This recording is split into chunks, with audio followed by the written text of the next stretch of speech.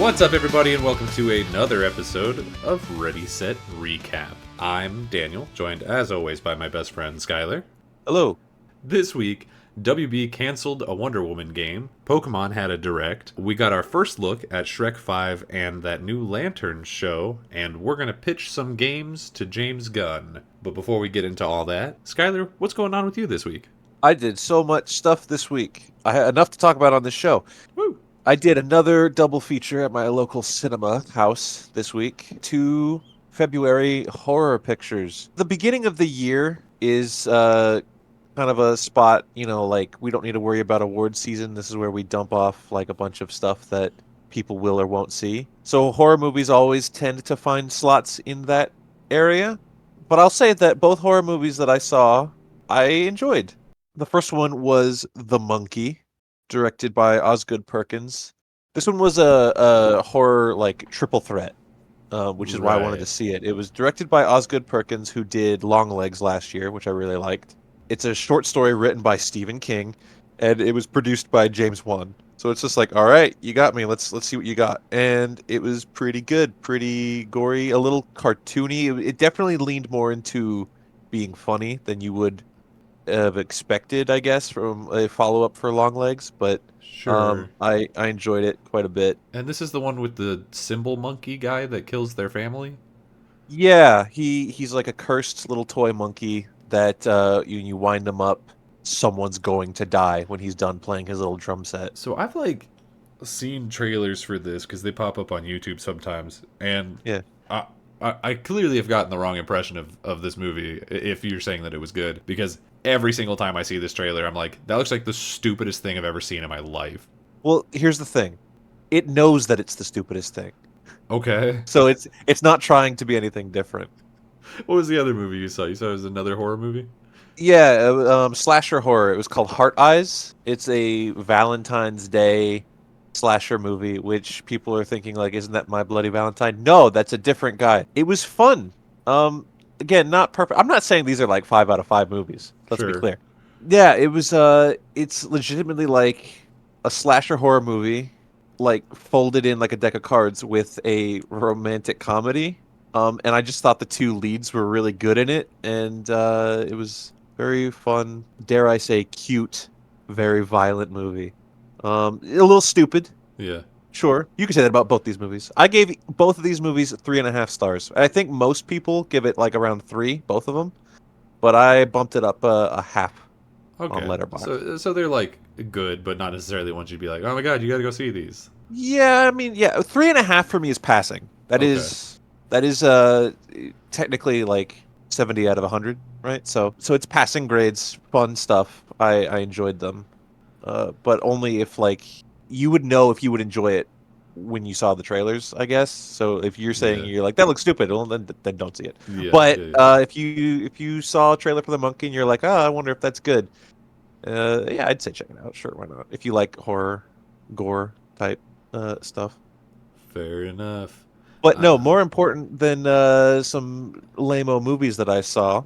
Follow up from last week. Oh, right. I Did you? was told and I was threatened to play Indiana Jones more and then to play Avowed. Here's my update. I did play Indiana Jones Oh, hey. more. I've gotten to the final, I believe the final area. And the reason I say I believe is because I didn't know there was a whole like Himalaya section snuck in there. Yeah, Let it's like a alone shorter, little like small divergence thing, but yeah. let alone getting spoilers for Indiana Jones, a game that came out what 2 months ago, 3 months ago. Definitely didn't expect to get like teleported to Singapore. No, Yeah, Shanghai. Excuse me, yeah. Shanghai, Yeah, I was gonna say Shanghai, you're. China. Yeah, it's cool. I don't know. I mean, I guess that is a spoiler. It's not like anything super big though. It's because it's like you spend all of 10 minutes there. But yeah, I was a really big fan of that game. Are you still enjoying it? How far into Sukhothai are you without spoilers? I checked into the hotel. Oh, okay. So like you just got there. Makes Yeah, I sense. just got there. Yeah. And then I installed Avowed. Hey, you know what? That's the first step. That's the first step It's to an playing a important game. step. Yeah. Yeah. This week I did something very cool. The world is now currently experiencing the 48th season of Survivor. Thank you. Please clap. Please clap. Thank you. Survivor 48 had its premiere episode Wednesday. Normally, on a Survivor season, I'm a huge Survivor fan. For people who don't know, I think this is like the first time that we talked about it on Recap, because it's the first time it's been relevant on Recap. I'm a huge Survivor fan. I love it. It's like one of my favorite shows of all time. And they're kind of going in... They're in like kind of a golden era right now, because season 45 mostly, but 46 and 47 for sure are like some of the best seasons of Survivor that have existed. Like, they were both absolutely phenomenal, really great casting. I've been in love with it. But even in those seasons, sometimes it'll take me a couple of episodes to like really get attached to anybody who's on the cast, because you have to like grow to know them and like figure out the dynamics and which ones you care about. You know, it's the same thing as like you watch like Ink Masters and Chop or Hell's Kitchen. Any competition show. Yeah, like they're real people, they're not characters, so you have to take a little bit of time to like get to know them before you care about which one wins. You know what I mean? Yeah. For 48, that is not the case. Episode 1, I've got a boy, I got a guy, and I am ride or die. His name is Joe. He is a fire captain from California, and he has like never watched the show before, like basically at all. Which you might be asking, like me for real. Yeah, kind of. So you might be asking like, oh, so why do you even apply to the show? Well, his sister recently passed. She was murdered as the result of a domestic violence situation. We haven't gotten like details on that. I'm not gonna like dig into it on my own time. If they tell me on the show, they tell me. If they don't, yeah. But she was a huge fan of Survivor. It was like, it was one of her favorite things. She always wanted to be on it. She applied for years and years, didn't get chosen for whatever reason, and then was killed. And so he is sort of playing in her stead to like live her dream for her. That's sweet. It is. It's so cute. We love him so much. He's just like this big... He's like a big, tough-looking guy, but he's like super kind. Episode 1, he like sort of teams up with this girl, Eve, who she is presenting to everyone as this like very strong, very powerful woman, right? She's the captain of a men's hockey team in, I think, like Minnesota. Like, she is strong, she is capable, she's powerful. And she pulls him aside at one point because she really trusts him. This is kind of a spoiler, but it's in the first episode, and it's also sort of my pitch to get all of you to watch it, so that's fine. And she lets him know, like, hey, I feel like I can trust you, and I need somebody in this game who I can trust because I am autistic. I suffer from autism. And she basically breaks it down. She's like, hey, so if I have an episode, this is what it's going to look like. You know, I'm going to be squeezing my hands. I'm going to be like really in my own head. And this is how you can help me through that. This is how you can like bring me back into the game so that I can compete again. Because she is a very competitive person. She is really, the captain of a hockey team. That is real. Yeah. She isn't. It's just that she also has this other side of her, which is that she's autistic, which another side effect of that is that she doesn't really cue into social cues very well. Yeah. And so she's like, I don't know when people are lying to me, which is, of course, not a great side effect to have in a game like Survivor that's built around people lying to you. But he's going into this already in sort of like a protective stance because of his sister. And so she tells him that could not have picked a better person on the planet to have teamed up with in this moment. And so he has this great moment where he's like, I don't care what happens in this game. I've got her. Like, she is my girl. I will take her to the end. No matter what, I will do everything in my power. And it was such a great moment. Love it. I will be devastated when neither of them win. All right. So as it stands right now, we're gonna give Joe the official Ready Set Replay endorsement. Joe is the boy for RSR. Yeah. On Survivor 48. Joe's the homie. I will keep you updated to a certain extent as to whether or not he is still on the show. Because if I come in here and I'm like, hey guys, welcome to another episode, it's because Joe got voted out of Survivor. Oh, all right. Well, hang in there, Joe. Hang in there, Joe. Hang in there for all of us, frankly. Such a great show. Really, really love it. Speaking of potentially great shows, although I don't know how you feel about either of them, you want to talk about... let's start with these first looks at these movies and shows that we got. You want to talk about Shrek 5? No, let's start with Lanterns first. Okay, yeah, that's the one that's going to be more positive, so I think that's a good place to start. This is literally just a photo, so we don't really have a ton to go on here, but we finally get to see the two guys, Coach from Friday Night Lights as Hal Jordan, and Midsize Sedan as Jon Stewart. I don't know any of these names, but I'm sure you do. You're the movie guy. Kyle Chandler and Aaron Pierre. Thank you very much. This is why we have to work together. I don't know That's these why. things. That's why I'm here. Yeah, These that's are this is literally our. why I'm here. But yeah, I think they look great. I will say, standing next to each other, it's like okay, you've got this like grizzled sort of like older, like maybe tougher guy, and then Yeah. You said John Pierre, Aaron Pierre. Aaron Pierre. He still looks very tough, but he's like he is the like cleanest.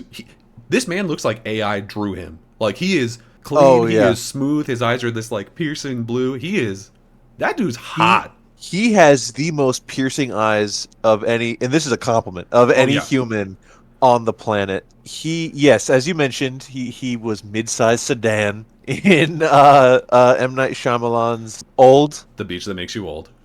and then he was in a movie last year that went straight to Netflix that I actually enjoyed, Rebel Ridge. It was like he's going up against a small town police force that are shady, I'll Gotcha. say. And What? he's good, man. So I like him. He was also the voice of Mufasa in the new Mufasa, but I ain't see yeah, I that. didn't watch that. But did you watch Rebel Ridge? Is he like I really did, good at yeah. the action in that? Because I guess that's probably the number one thing that's going to come out of that Yeah. for Lanterns Yeah, there. I would assume. I mean he carries the movie pretty well. When they announced the casting for both of these guys, I was like, hell yes. Hell yes. I like these guys cuz I like Hmm. Kyle Chandler as well. He's Did you ever watch Friday Night Lights? no, I didn't watch Friday Night Lights, It's but he really was good. in Peter Jackson's King Kong.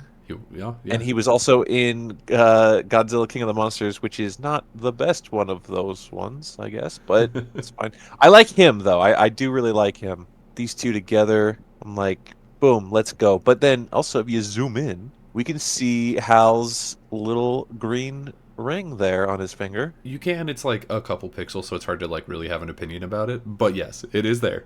True. No, I mean, yeah, it's just, I don't know. It's just, no, he's Yeah, wearing the ring. That's all we got. yeah, yeah, yeah. It's kind of interesting. It It looks looks like it's it looks pretty. silver with green just like on the front, like the little lantern jewel, Yeah, I think that but it's makes not green the whole sense. way around. Obviously, Yeah. throughout the course of comic books, those rings have looked 1,000 different ways, Hmm. and it may even be a situation where, like their suits, maybe they look different for different people.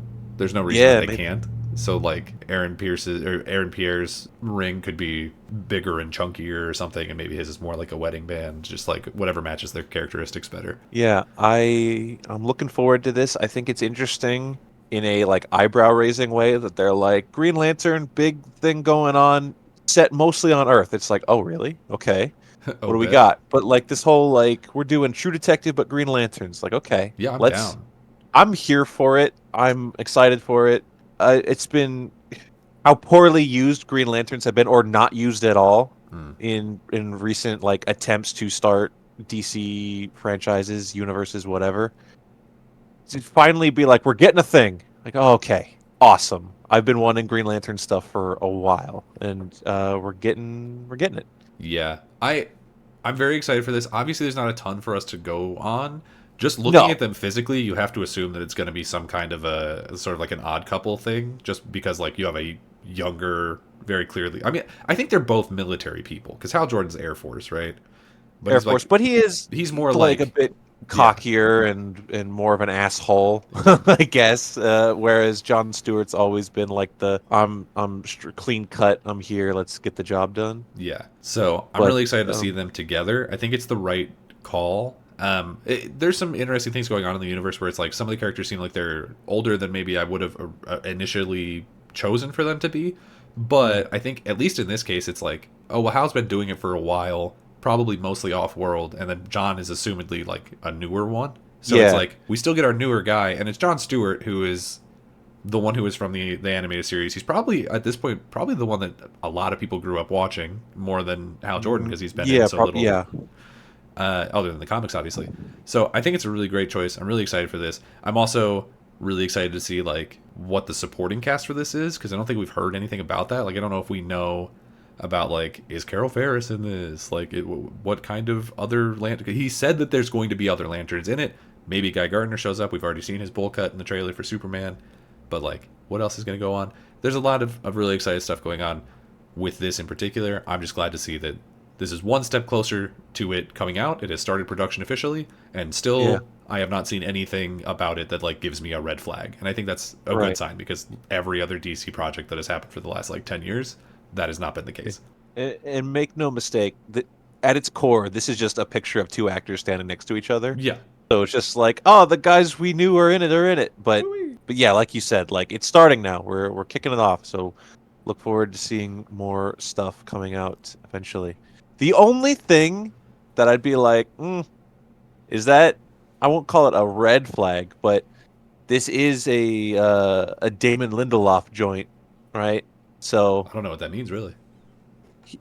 he wrote Oh. he was the creator of Lost, right? So the idea thinking of like, oh, Lost, yeah, it starts really good, and then oh, where do we go? And then questions unanswered. Like that's kind of been the That's like a fair. following bit throughout his career, I guess. But he also did the Watchmen show, The Watchmen which show people has really been, I didn't liked. watch it, but has been like very highly received. So that's a good Yeah, sign, I think. And Lost, for all of its faults, of which there are several, it was like the biggest show on TV for a long time. So it that's had something true. going for it, right? That's true. So you're right. It's not like a red flag. It's something to be like, I don't. Okay, Yeah, we'll keep an eye like on that. he also wrote like Star Trek 2009, Star Trek Into Darkness, World War Z, Tomorrowland. It looks Yeah. good, so I'm excited to see it. But I'm not as excited to see Shrek 5. Oh man, okay, let's talk about this. Yeah, I don't. This looks gross. So again, this is not a ton to go based on. It was like what 15, 20 seconds Yeah, of them just it's like not staring in a even mirror. it's not even a trailer. Yeah, It's just like they called it a cast announcement specifically to say that Zendaya's in it. right. She's playing one But of his daughters. and so like I don't know if the whoever animated this is like animating the movie, but like you look at these pictures, you look at Shrek's face. They changed him. And Donkey too. Actually Mhm. all of them. We see Shrek, Donkey, Fiona, and then even the little Pinocchio guy all in this. And like the animation style, I called it like a 4K. Shrek got caught on 4K camera, and he looks gross. Yeah, I wonder if they were like trying to make him look older and just like didn't quite hit that. I don't know, but it's not great. I also this leaves me with a couple of questions that I don't actually like care about the answer to, but it's like Mm. I don't really understand why Zendaya agreed to be in this. I feel like she's bigger than Shrek at this point. And then also it's like where are the rest of them kids at? Weren't there like 4 or 5 of them? They're like a I bunch of just, kids. Shrek ate them. Oh my god. Oh, that's how it works with Yeah, ogres. The strongest one eats all the rest. I don't. I mean, Zendaya agreeing to being this, it's like it's fine, right? Like she's a lady of many hats. She's in very good movies. She's in whatever blockbuster movies, and then she's in badly animated kids movies. Why not? Yeah. Is this Um, her Emma Stone in The Croods? Is that what this is? yeah, yes, Okay. Just checking. 100%. You weren't expecting a Croods reference, were you, No, audience? well, I wasn't expecting a Crude's reference to be so appropriate Yeah. There you because go. that's literally what this is. I don't. I mean, listen, we're old men. Sure. They're not making Shrek 5 for us, so I don't care. Yeah. My connection to Shrek is I grew up with the first two, I guess, right? And I always loved, Shrek 1 is a classic. I think Shrek 2 is genuinely amazing. It's really good. And then Shrek 3 I was like, no, don't like that one. Shrek 4, I don't care. So this like really my attitude for it is it's not for me, so I don't care. Sure. But it also does have the attitude of we're digging up Shrek Hmm. and we're gonna do it wrong, I guess. I don't know. That's just how it feels off of this little like Shrek looking at TikToks on the magic mirror. They changed the animation, and I don't. Yeah, it's kind of just like the next step in the way that I felt about the most recent Kung Fu Panda movie, where I was Hmm. like, I used to really like these, and I think I'm just kind of done now. Yeah, Yeah, which is fair. Like it's not for our demographic anymore. It's for younger people. Um, but I do also assume that there's going to be some amount of it where it's like, remember these things from when you were a child, and I'll be not in the theater, so I won't see them. But that's yeah. you know what? I guess this Shrek movie has two paths it can take. It can try to win over people like us who grew up when Shrek came out, like the first Shrek, Uh, And we're like, oh, remember Shrek? And I'm like, okay. Or it can try to win over modern day kids. The gingerbread man pops out of a toilet and says skibbity or something. It's just like I don't know. Like it seems almost Yeah. like a lose-lose, except for the cast who get paid, I guess. True. True. Like this isn't something where I'm like disappointed to see it existed. No, It's I just mean, like I see this casting trailer and I'm like, okay, it truly is I just like, need this. whatever. Yeah. But I just like my main takeaway is like, oh no, they made Shrek ugly, which he's always been an ogre, but I just think he looks Yeah. wrong. Something about his face is pissing me off. He wasn't always ugly. He got really hot for like a minute there. That's true, he did. Got real hot.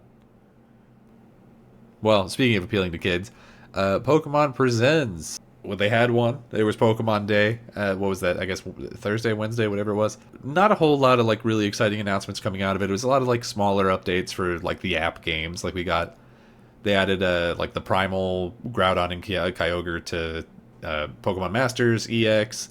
They added like updates to Cafe. The only ones that I really got any interest out of was they added a new pack in Pokemon TCG Pocket, which I've been obsessed with for some reason. Some other things that got announced here is we're getting a new season of Pokemon Concierge, which is really cool.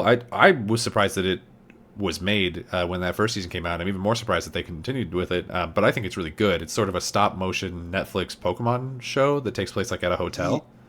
Yeah, I'm seeing the little trailer here. Yeah, So what's it's interesting to nice. me about that is you said new season. Yeah, it's season 2. No idea this existed. Oh I didn't no. know. Well, hey, now you got a whole season you can go watch, and it's genuinely pretty good. Okay. I mean, the animation looks very cute. Yeah, yeah. They make the Pokemon look very cute and fuzzy and warm. It has that like very toyetic, like touchable, enjoyable quality to it. Yeah. I'm just Like glad to see Yoshi's Pokemon like Woolly trying new World. things. Yeah, yeah, very much that. Yeah.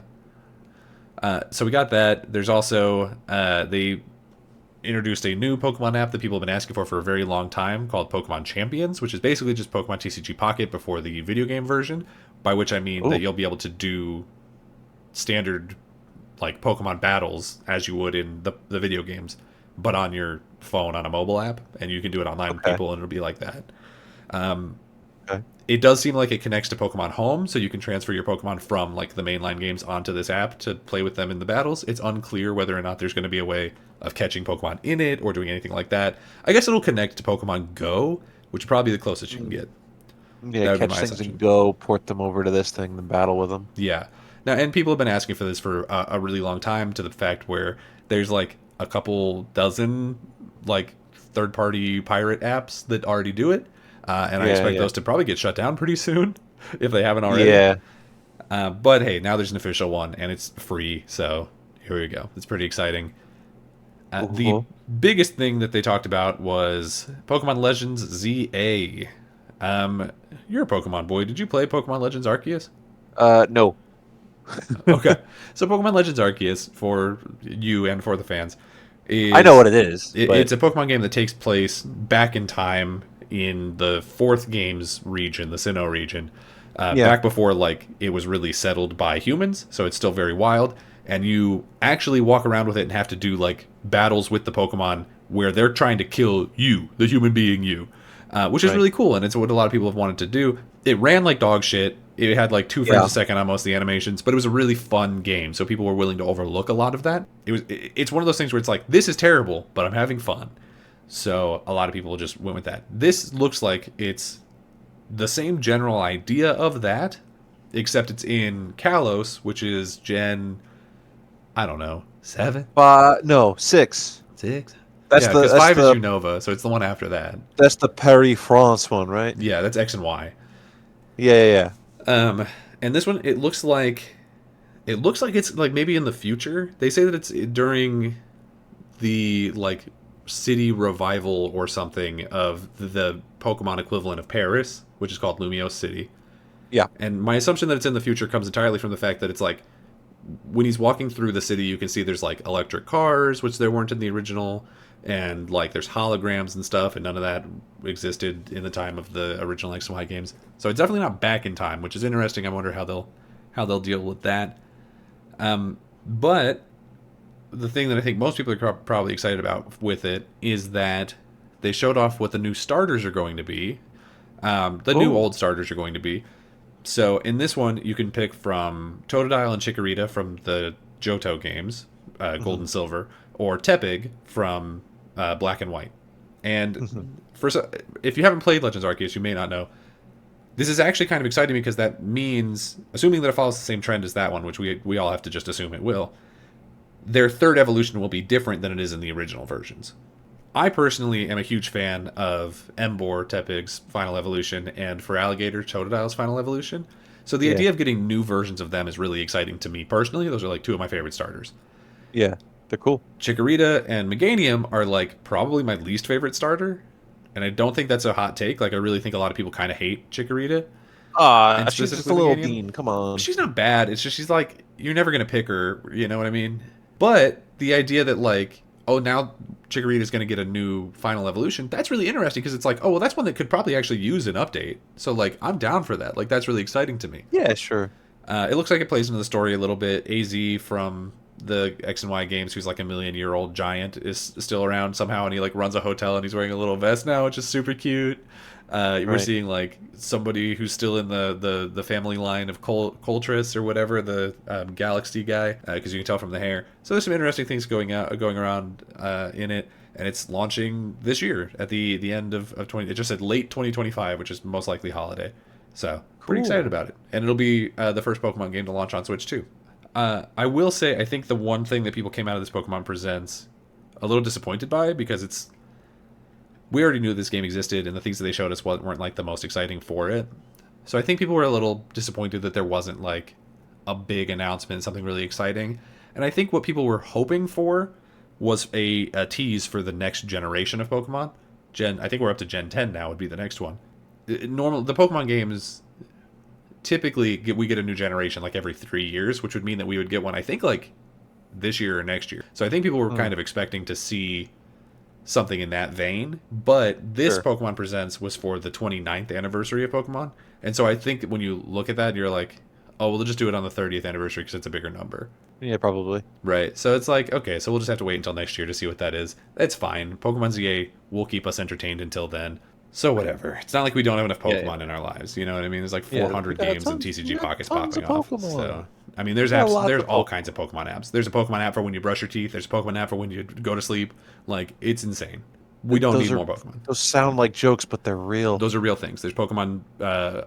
I forget what the brushing your teeth one is called, but the sleep one is just called Pokemon Sleep. So I should get the brush your teeth one. yeah, because you got I should. nasty teeth, boy. Yeah, I've only got 3 left. Yeah, they're rotting out, and I keep seeing the one wink at me. You leave Winky alone. Well, speaking of things falling out of people's mouths, I guess we got some bad news that may actually be the signs of good things coming, but I'll get into it. Over at Warner Brothers, specifically their video game division. So the big thing that's coming out of this is that a really old studio that people have a lot of fond memories for, called Monolith, is being closed down. They are best known for having made the Middle Earth, Shadow of Mordor, and Shadow of War games. Hmm. And they were at the time that they are being closed, which is now. They were working on a Wonder Woman game that is now also, of course, canceled. Huge bummer. Yeah. We hate to see people getting laid off, but it's just kind of what's been happening the last like 2 years. So I'm kind of getting Yeah. numb to it at this point. And it seems like we've talked about it every week for Yeah, the past and I like don't 3 expect or that so to. weeks. This is not the only studio that has been closed down this week by Warner Brothers. They also closed down Player First Games, which was the team that made Multiverses, the sort of like WB Smash clone that launched twice and was canceled twice because no one was playing it. As Yep. well as a support studio called WB San Diego that literally was just like QA type stuff. One important thing to keep in note here, when I say these studios are closed, that is true in that the studios themselves are being shut down. Some of the people are losing their jobs. A lot of them are being moved to different teams within Warner Brothers. It's really being seen more as like a restructuring or a what's the word, like a coalescence. That's not the right word. Compression. Maybe, I don't know. They're just taking the people who are working on these other teams that have been failing, and they're sticking them into their other teams to make them go faster. Basically, is what we're looking at for the most part. Obviously, there's some people who there isn't room for them at these other teams, and so a lot of them are being laid off. We don't have the exact I numbers think, on like what the breakdown of that is, but it's not I think necessarily as like cut and dry as like, and they fired all these people. So there's a I positive think silver lining there. coalition is appropriate. Yeah, yeah. So there's been some interesting things going on that's coming out of this, and it's this is obviously a negative thing. There's no really way to spin it of like, well, people losing their jobs, that is a bad thing. But what I'm Yeah. instead going to focus on, because we talk so often about people losing their jobs in the games industry right now, what I'm instead going to focus on is why this is actually not this in particular, but why we can still be hopeful for the future of WB games. So let Okay. me get into that for you. So this is largely happening, and I should also say before I get into it, everything that I'm going to be reporting here to you and to our audience is coming from an interview that came from Jason Schreier, who's a really well-known and well-respected games journalist who, basically, if he says something about what was happening in a studio, it's probably true. He doesn't report lies. He sometimes says things that are true in a snarky way, and that's like the most negative thing you can say about him, but he's very good at what he does. So Hmm. shout out to him. And he actually did this interview on Kind of Funny. So if you're interested in getting potentially some more information on this, you can of course go and watch it there. So there was this guy who took over WB Games. His name was David Haddad. He took over around the time that Arkham Knight came out, when WB Games was at like their peak. They were doing really great, putting out a ton of games. People were loving them. Mortal Kombat was thriving. You know, obviously the Arkham series was a huge success for them, doing great. And he came in taking over for the other guy who I'm pretty sure just retired. And he came from a company called Vivendi, who is quite kind of in the video game space. Like, they are our Voldemort. They're not a name that you want associated with you. They are the company. They're an investment company, so they don't actually do anything except give money to things and then expect money back.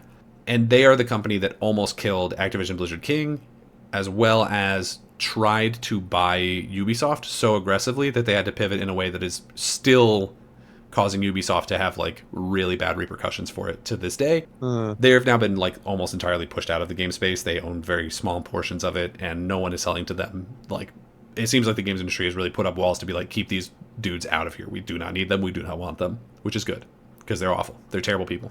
They always mess things up. So he used to work at that company, and then he went and worked for WB Games, and he did frankly a terrible job. That's what literally everyone says. Everyone was mad at him, and the number one reason that people hated him was because he refused to make any decisions, like at all. So people would come to him and they would pitch a thing, and he'd be like, "Yeah, maybe, yeah, that sounds good," and then he wouldn't tell them to start on it, so they couldn't really get going on it, and then but also wouldn't say no, so they couldn't like pivot and go to something else, and so they would just sort of end up in this like infinite wheel spin of people getting paid their salary because they're showing up for work, but not really being able to work on anything that they can put out. And it's because he was afraid of like making the wrong call, and so he instead was paralyzed into just making no call. Fantastic. That's how business works. Yeah, evidently. Now, over at Monolith, they are, of course, like I said, best known for the Shadow of War, Shadow of Mordor games. Those just came out in like the end of the 360 era, beginning of the Xbox One era. Right. And the first one was a huge success. The second one was more of a middling success because they also added like a bunch of loot boxes to it. I believe that was around the time that Haddad came in. I don't know if it was his Nice. call, but it is the kind of thing that he would have had them do based on his other track record, so it's possible.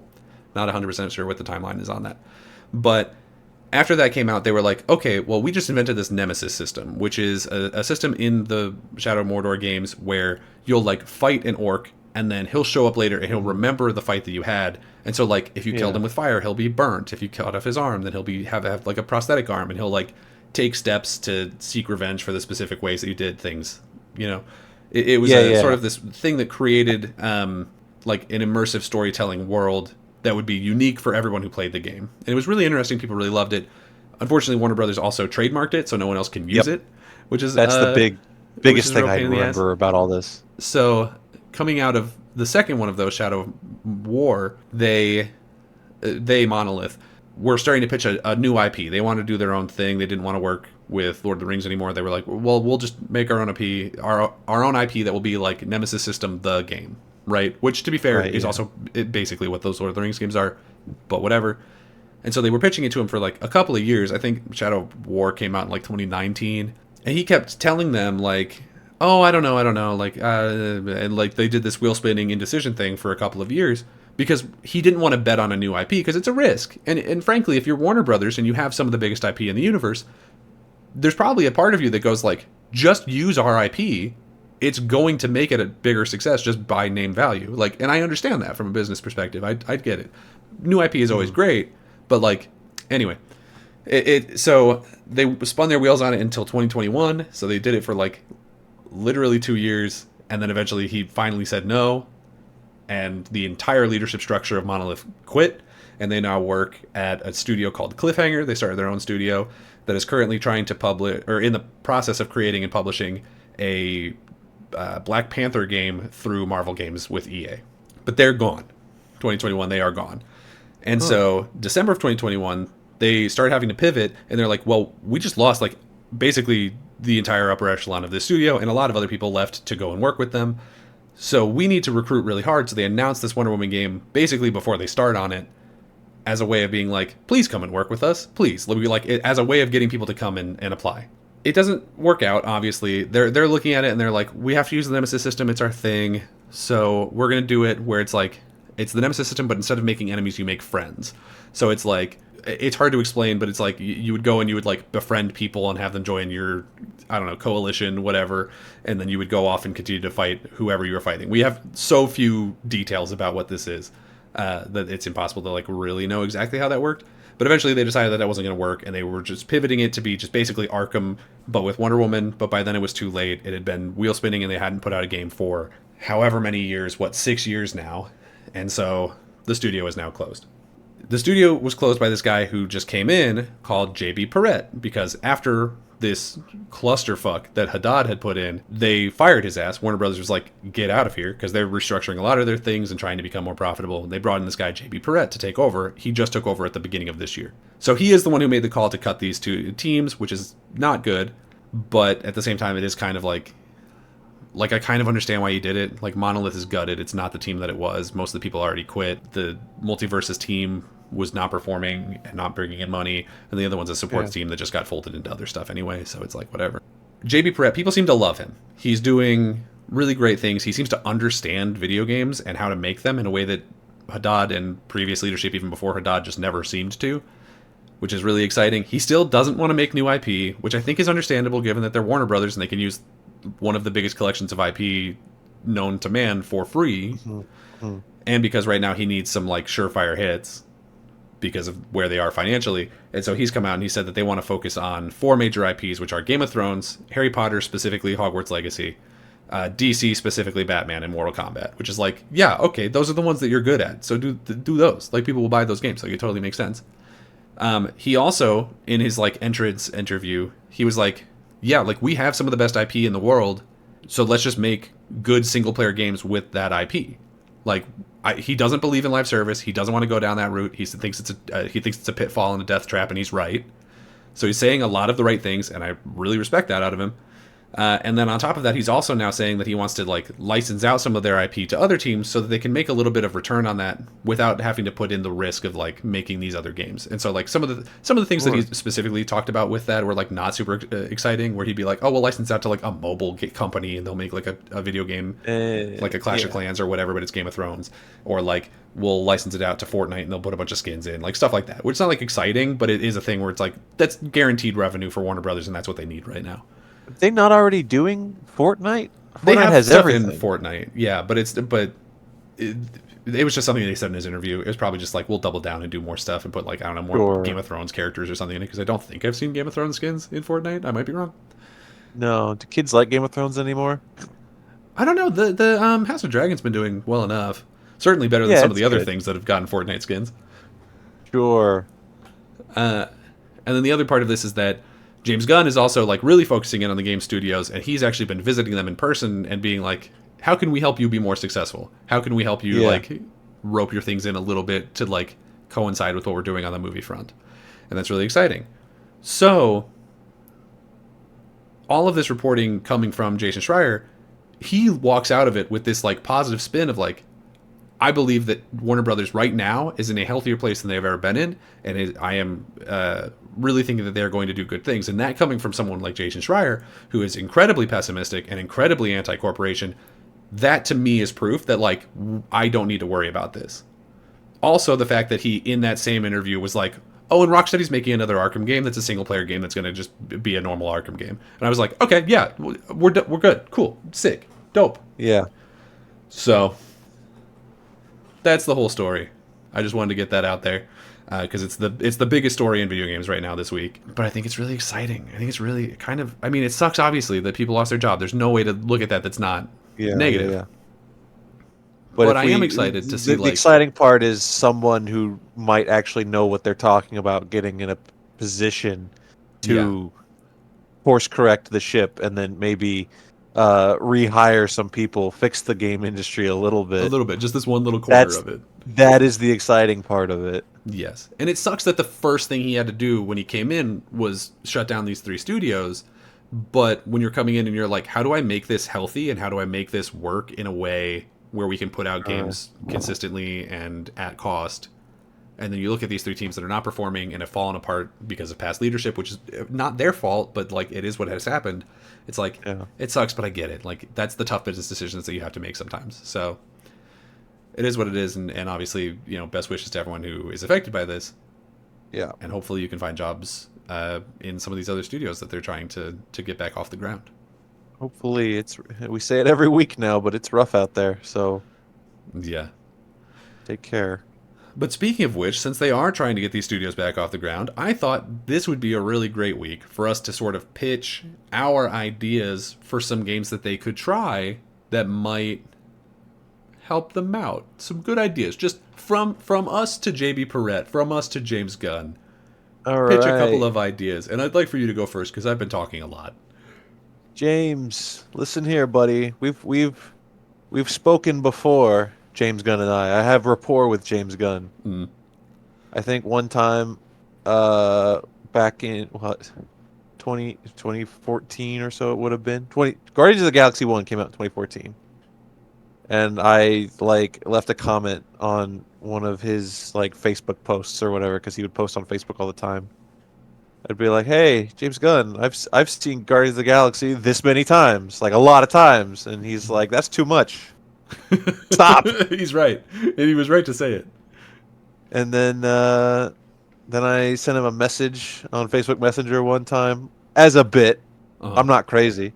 I sent him a message basically being like, "Hey, James Gunn, you should make a Hong Kong Phooey movie," because he wrote Scooby-Doo 1 and 2. Right, the live action he did not get back to me on that, so we don't know if he took that to heart or not. But I've got rapport with James Gunn. He will listen to what I have to say. And I'm going to take that opportunity to say, I'll start with, we've mentioned it on this show before, I'm pretty sure, Mass Effect 2, but Green Lantern. Okay, yeah. That has been the running joke for us for a while.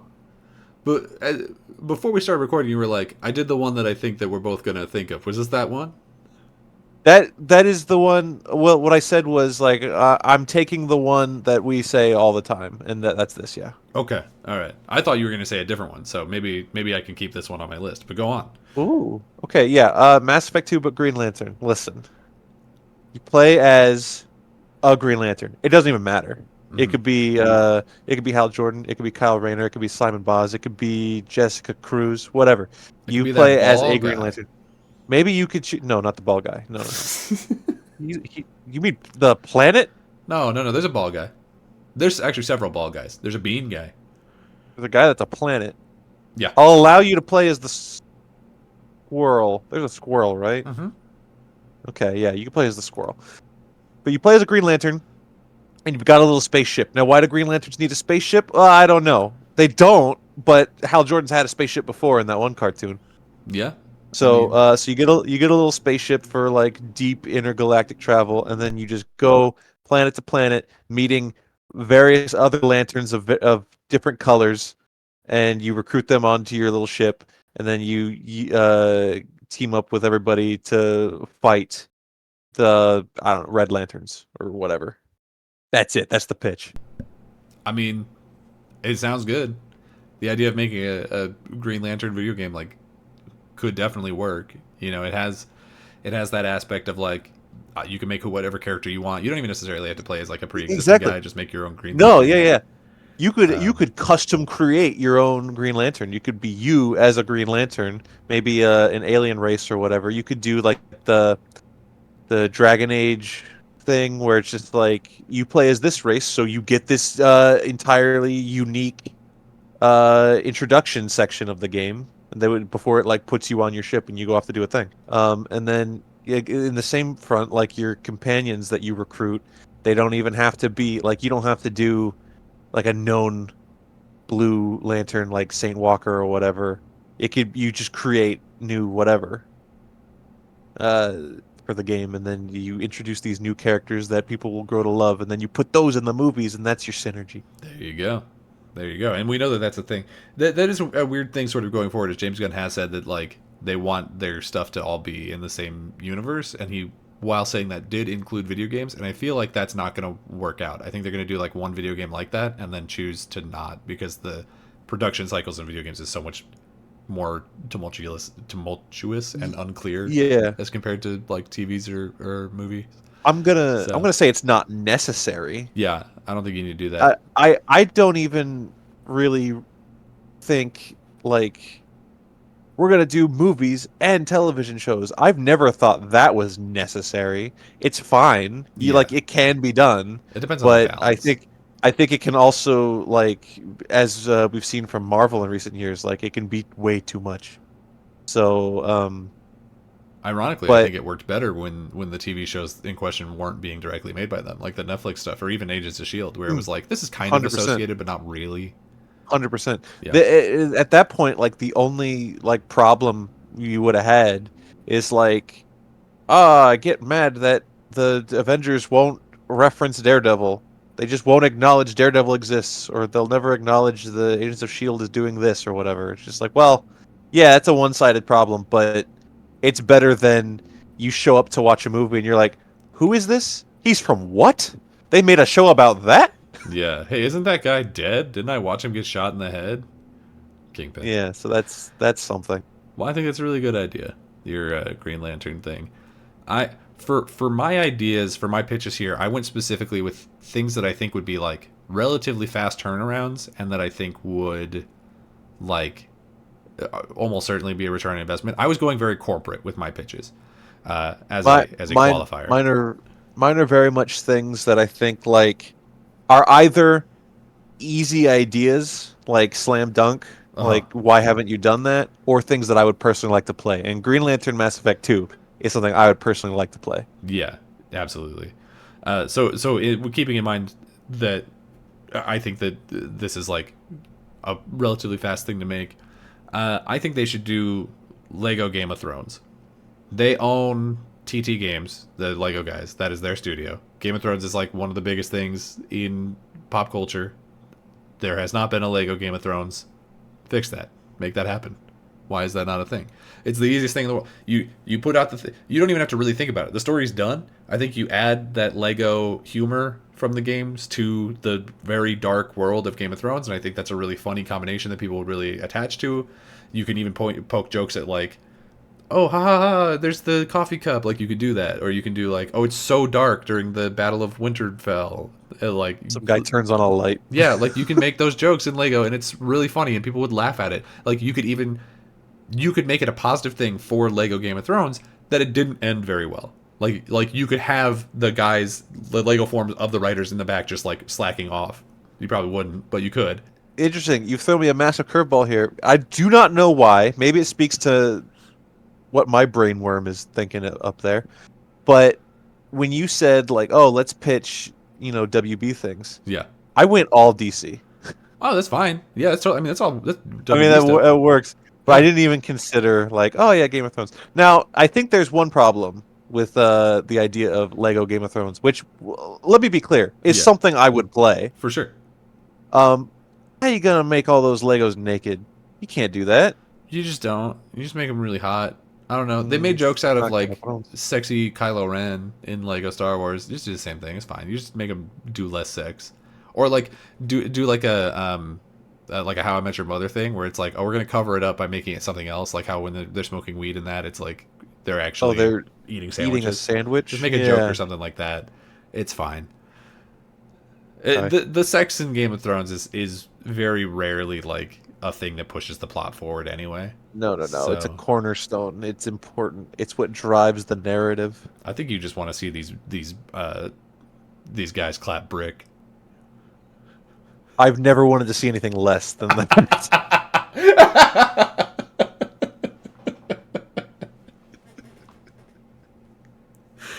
But no, I think this would be like a relatively fast turnaround thing because you already have all the plot worked out. You don't have to worry about it. You can basically just go like, here's a couple episodes, let's turn that into a level. Here's a couple episodes, we'll turn that into a level. So like a lot of the groundwork is already there. You just have to figure out how to make it work in Lego.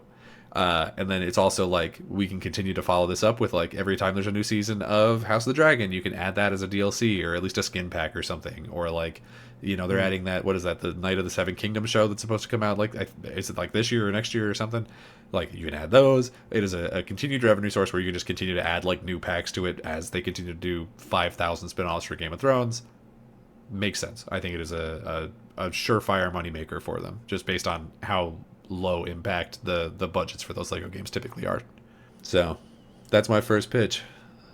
What's your second one? My second one, I came up with this idea and I was like, oh, that's pretty good. Why haven't they done that? And then I thought, wait, are they doing that? Or rather, were they doing that? Was this a thing that they announced and got canceled? Did I steal this? But I don't know. I'm just gonna say it. And if this was a thing that was going to exist, then I'm going to plug in a backup. Um, a The example that I'm going to use, or at least at first, is Gotham by Gaslight. Mm-hmm. But it's interchangeable, I think. But a Gotham by Gaslight Batman Souls-like. Oh, Souls Basically, you're steampunk Batman doing Bloodborne, but you're fighting like Solomon Grundy, a giant killer croc, or whatever. Jack the Ripper is obviously the character in Gotham by Gaslight, but you can add other characters with the other designs in there.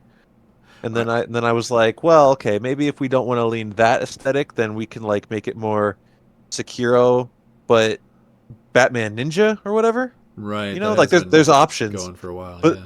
the the But specifically in the Elseworlds one, you're thinking. yeah. Well, you want to lean into that aesthetic, I think. I think that's Of smart. like it's we get a whole new. Otherwise, we're just doing like an Arkham thing. Like if we're just fighting like Dark Souls style combat, but it's just a normal play face or something like that. That's not super. I think you want to be able to have fun redesigning the characters.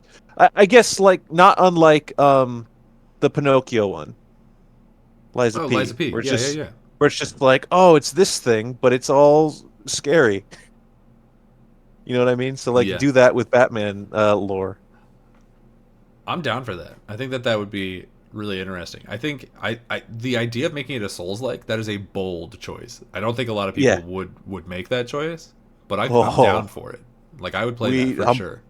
we're ballsy on RSR. Like the We don't idea. have to Would we you don't give have to him? hide our being bad at video games. Yeah. Would you give him weapons, or would he still just do punches?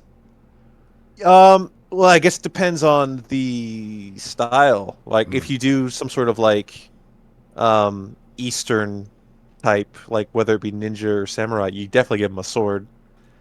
Or like if it was by Gaslight or whatever, he could be not have a gun per se, but like a Batman gadget that's kind of like a take on a gun. Like he can shoot Rubber things. bullets. I don't know.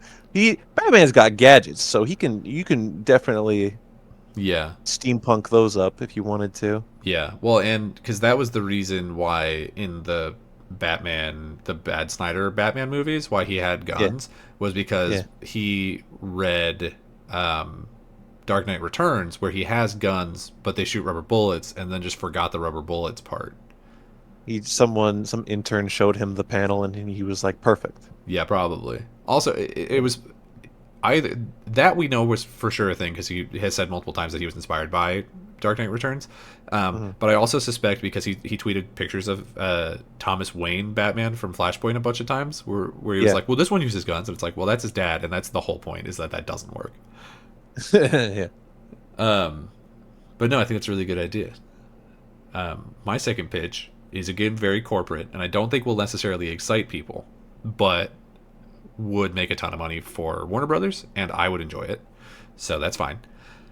And that is something that they've already kind of said that they're teasing towards is a partnership with Fortnite. Now, hear me out. Hear me out, because I know you don't care about Fortnite like I at hear- all. I already left. Yeah, I know you. I know you blacked out the second I said Fortnite. Here's the thing: in Fortnite, one of the most successful and like most acclaimed by players seasons to ever happen was the Was Marvel, the Marvel season, thing? Yeah, where it was an yeah. entire season that was based around this storyline that happened with Marvel, where Galactus was attacking and blah blah blah, and we did this whole thing. Just do that for DC. It writes itself. You know you do.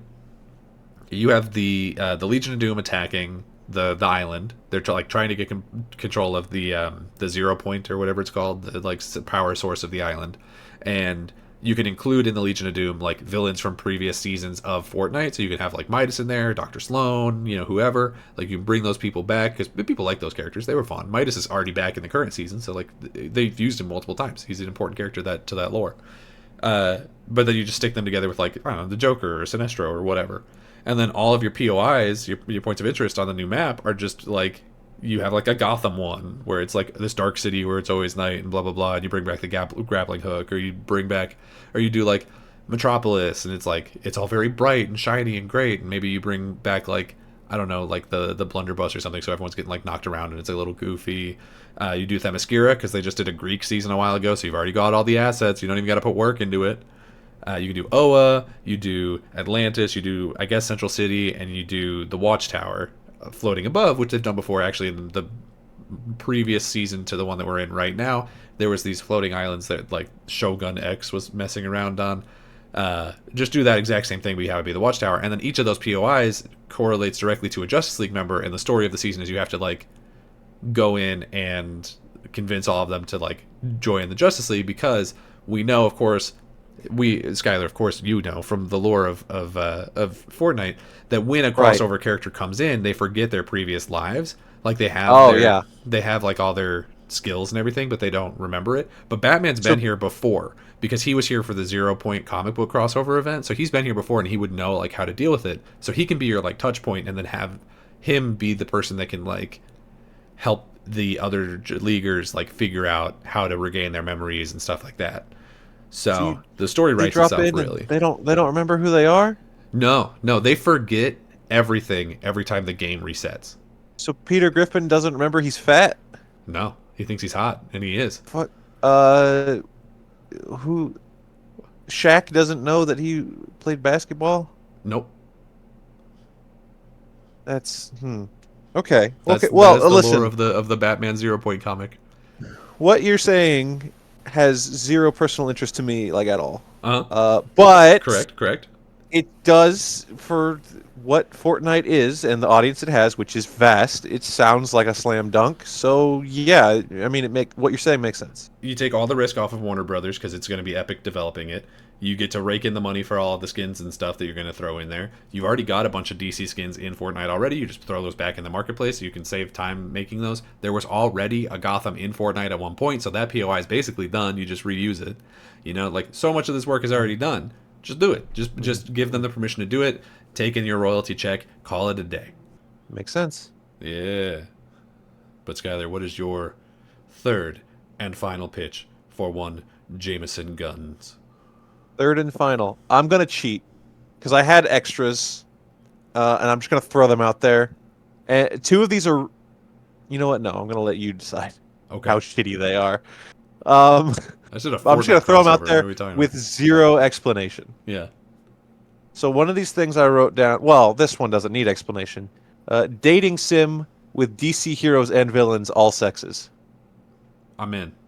Say less. Okay, good. All right. Next one I wrote down was, this one might need more context, but you're not going to get any. Donkey Kong 64, but with the Teen Titans. All right. I don't know what to say about that one. It's if it's just like we're going around a map and we're doing stuff with all the different Teen Titans, I'm down. We gotta get those collectibles out of there. We gotta get Collect, the bananas out of there. there's red bananas that only Robin can pick up, and Hmm. then there's green But they're bananas still that only bananas. Beast Boy can pick up. For now they're bananas. Yeah, Okay, all right. we might. Well, no. You know what? Beast Boys are always bananas. Okay, now that's fair. He That one turns into doesn't a change. monkey. Robins can be like little shurikens or whatever. Sure. Rick can. Cyborg can be just like old desktop keyboards. Um, doesn't matter. Hmm. My third and final and real one. Sure. Uh, I'm gonna have you until I lose you, but just stick with me All here. right. I'm getting prepared to You leave. liked, Hold on, I'm packing you my liked, bags. the, you liked the Batman Telltale game, right? Yeah, it was pretty good. Yeah, like 8 out of 10. All right, so I'm thinking a Justice League Telltale game. Because when you think about like, oh, how do you make a Justice League game? You have to balance all the different powers, like, oh, how do we incorporate Flash's speed? Sure. Superman, how do you make a game with Superman? People have always struggled with it, even though some people think it should be easy. Whatever. It's just like if we make it a Telltale game, or Telltale like, it doesn't have to be made by Telltale, who do or do not exist right now. They do, right? I They don't even know. they oh, man, they didn't, and then they did again, and they were working on Wolf Among Us 2, and I'm Who pretty allegedly, sure right? that they're still working on it. I might be wrong, but I'm pretty sure that it's Yeah, still happening. yeah. So, but we're gonna say Telltale like that type of gameplay where it's Yeah, story driven, decision driven. yeah. If you can't That do Telltale specifically, you just give it to Don't Nod or Deck Nine, any of There those you ones. go. Like There you we have go. teams that do this. So, uh, that's how we incorporate a bunch of Justice Leaguers. We played different chapters. You play as a different Justice Leaguer. I think that's fun. Here's where I'm gonna lose you. Okay, I'm out. There, and and I don't even think I would play this. So I don't need to add this part. I think I could just call Justice League Telltale my pitch and just be done. But I'm gonna take the extra step to appease a very specific group of people who don't deserve to be appeased. You make it Zack Snyder's Justice League Telltale. No, no, If we let them finish their story this way, some of them will shut up. no. They'll feel justified. They'll feel rewarded. They'll feel They like they were will. right. They will. But they already had that. That's They already true. had that when they got the Snyder cut in the first place. Mm, So you're like that right. that's why they're still bullying. If James Gunn is like, we are so proud to present, I'm working closely with our good friend Zack Snyder, who I take Instagram photos with. We're going to put out just for you, not a movie because we won't do that, but a Telltale video game where we get to finish Zack Snyder's vision. There you go. Um, First of all, they'd be rabid and furious. The Snyder fans, they'd be Right. angry. They'd be pissed. They'd be like, "How dare you give us a game instead of a movie? Movies are the ultimate medium. I love video games, but I refuse to play it." Then they'll play it because Zack Snyder will have a writing credit on it, and they'll play it and they'll be like, Wow. This was good. I still hate James Gunn." And then I think legitimately 50% of them will just stop or find something else. Like they'll go complain about something else. But it'll get quieter is what the goal is here. Yeah. Well, hell yeah. You know what? Why not?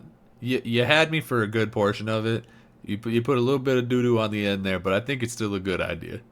I I think it's think you still could interesting. you could still like take the steps to be like, all right, Justice League, Telltale, all right, we're working on it, Do and you then get the cast we back to can voice act it? no, Okay, but we get their that's a point in favor. likeness I don't until I unless don't need to see Ezra again. no. You know what? That's a good point. We don't do we the only likeness we use is Jason Momoa. Hot. Everyone else we oh yeah, and we don't even use Henry Cavill. In fact, we specifically make him not look like Henry Cavill, and then And then charge for the Henry Cavill skin. and then oh, that's genius. Thank you. Give me the You want money. to use the Henry Cavill skin? You wanna unlock the mode where Batman can kill people? You gotta Ooh, pay those are all that's season pass. microtransactions. That's season pass activity right there. Yeah, yeah, yeah. Season pass in my Telltale game. How the? You're sure? Yeah, yeah, yeah. Well, no, it's easy because like Telltale in these kinds of games are released episodically. True. So Yeah, no, we that is say true. and you know what? This is a Zack Snyder joint. We're not doing 5 episodes. There's 10 episodes in this bitch, Is it five and episodes and then the director's cut of those 5 episodes? no, we're going to avoid. Oh, that's the part that we gotta avoid. This is not a Rebel Moon situation. We don't do that here. Okay, okay, Which okay. ironically, Rebel Moon was supposed to be a video game. I didn't watch it, but looking at the aesthetic of it, like I can see that it might have actually done That, that better as a video game.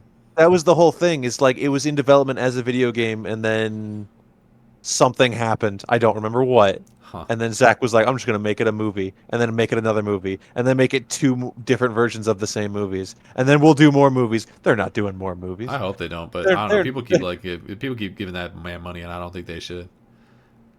well, I You don't know think they what's should funny? either. But that being said, let's give them some money for this. You know what's funny is there was just a picture of Snyder with James Gunn, and Yeah, people yeah, were yeah. like, "Does I that mean that referenced he's it. going to do some like Elseworlds thing in that universe?" And I hope not, and don't think so. But they might be thinking the same way of you, is like, give him some stupid like, let him do Flashpoint Thomas Wayne Batman. Why not? Like I if heard that's the thing that it's going to fit in, sure. I heard somebody like suggest like, what if Zack Snyder directs the Authority?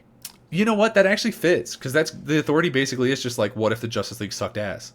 Yeah, yeah. Yeah, that's not even a bad idea. And Like I would be kind of and for that.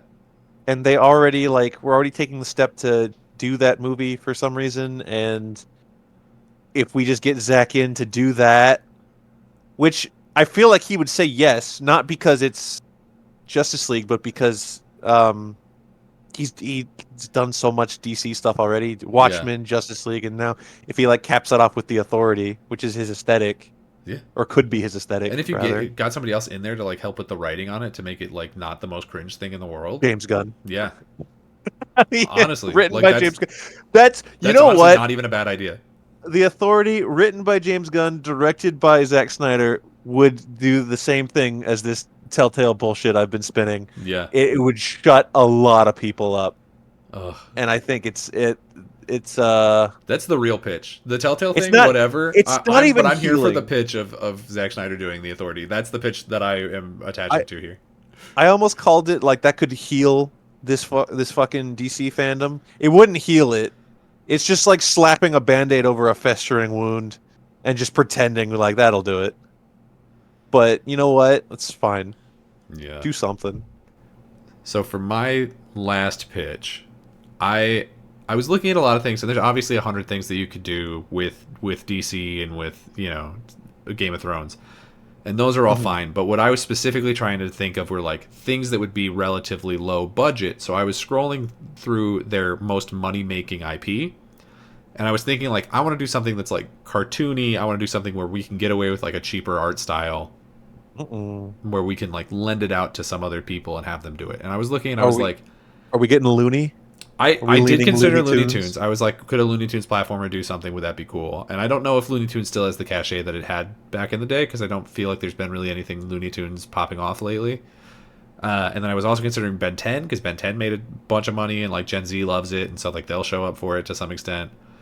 But then I remember like we've had a lot of those games and they didn't do well, so I don't think that that's really going to do anything. What I ended up settling on is the one Warner Brothers cartoon that has spread multiple generations and has been successful across multiple generations, and that's Scooby Doo. Yeah. Scooby Doo. Look, the log line of this pitch is: what if we just did Night of 100 Frights again? That's really what the end of the story here is like. That's what all if, you had to say. It's like, what if we just do Scooby Doo Night of 100 Frights again?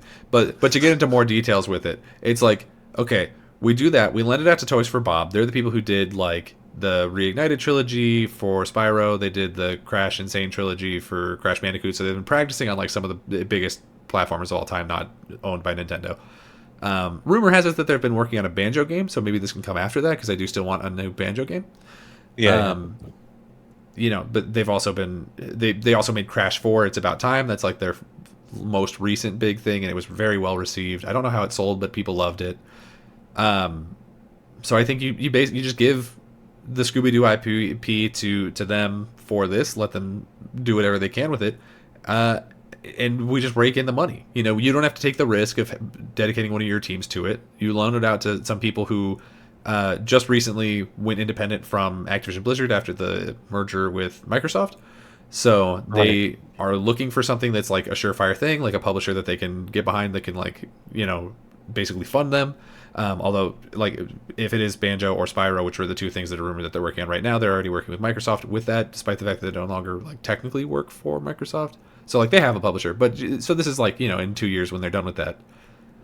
And you just do Scooby Doo Night of Hidden Frights again, but you maybe specifically target it towards the younger crowd. So you do the designs of it like from one of the newer shows, not the Velma, not that one, and not Scoob, but do like maybe the one. What was it? What was the good one that was recent, where it was it Incorporated? Scooby Doo Mystery Incorporated. Mystery Incorporated. Yeah, I think that's with, the one. Patrick Warburton in like every episode as a cop or something.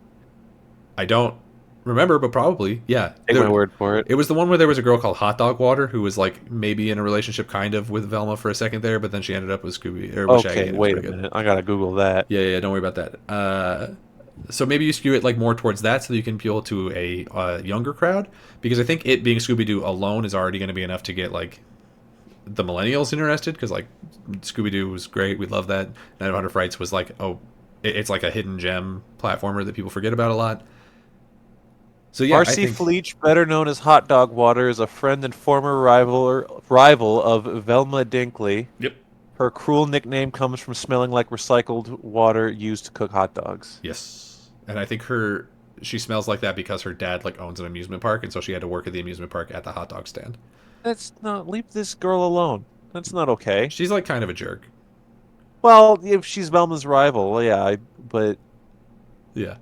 But anyway, that show was really good. It was like the not Twin Peaks, the cartoon knockoff Twin Peaks with the handbook. Oh, Gravity Falls. Gravity Falls. Thank you. This is why I need you. What Gravity Falls is like Twin Peaks? Question mark. Yeah, it's a little bit of that. It's that same like kind of like David Lynchian like inspiration there. Did you watch Twin Peaks? I'm not. You know what? This is a conversation for a different episode. Yeah, you're right. Anyway, so you just do you do that.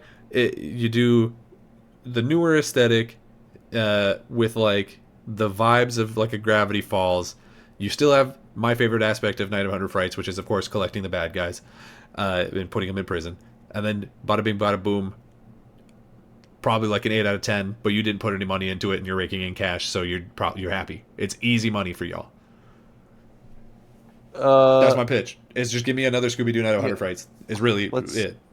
Let's get Rocksteady to make Night of 100 Frights like Arkham Knight, where when you beat a guy, when you beat the Black Knight ghost or the Minor 49er ghost, you put him in a little cell in the prison and you can go look at him. Mm-hmm. Yeah. Yeah. But it's hot dog I would play that. I'd play that.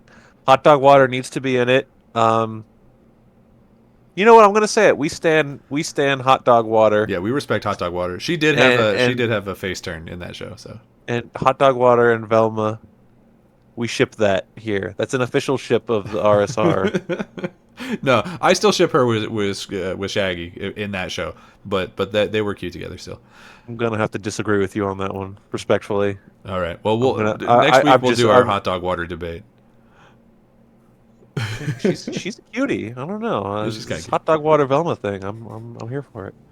Well, that's just great. That's fantastic. This is that's a good way to end our WB games. James, if you were listening, give us more Hot Dog Water. Give us more Hot Dog Water. And in the Lego game, keep the nudity to a minimum. Yeah, don't let them get their bricks out. Bricks out for Harambe.